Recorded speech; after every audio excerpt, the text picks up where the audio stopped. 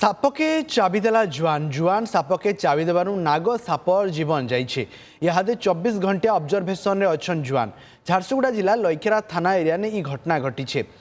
कर्मापड़ार धर्म सिंह खाड़िया खेतके जाइथार बेलके ताकर उपरे गुटे नाग साप पड़ जाइथिला साप ताकर उपरे पले आसबानु से तार फणा के धरी छिड़े देइथिले तांकर कहबार अनुसार आगरू जने गुनिया ताहाको कहिथिले जे साप चाबले से साप के उल्टिया चाबी देले विष नाई रुहे ई कथा के विश्वास करी डरे नाग साप के धरी चाबी देले आर साप के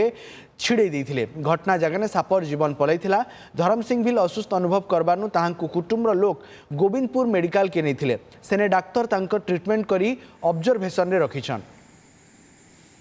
एंदा फैन टेकी बोथला बोले मुई तो मरबी ताके भी धर करी चाबी देसी बोली और जणा कहितला मते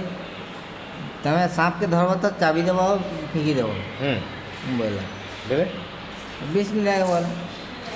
सांप तुमके चाबला मते नहीं चाबी बेले ताके चाबले और फिकी दिली सांप के हाँ